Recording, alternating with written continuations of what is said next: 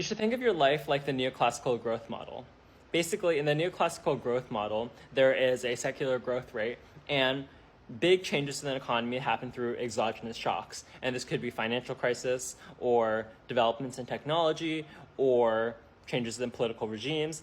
These are things that ultimately alter the secular growth rate. And similar in life, you have your secular growth rate, which is just like how you grow in absence of things that happen to you.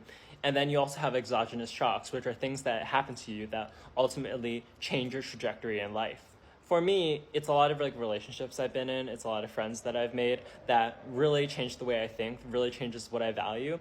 I consider this a separate phenomena called negativity collapse, which is basically how you're kind of shown something that you lack, and then you kind of pursue that for the rest of your life in order to collapse this negativity that was revealed through other people. But that's just like a separate issue altogether. So ultimately in life, you're trying to maximize the number of exogenous shocks you have. And these things are also ultimately developed through kind of either people or things that happen to you. You want to step outside of your comfort zone. You want to meet as many people as possible because that's how you completely alter your secular growth rate.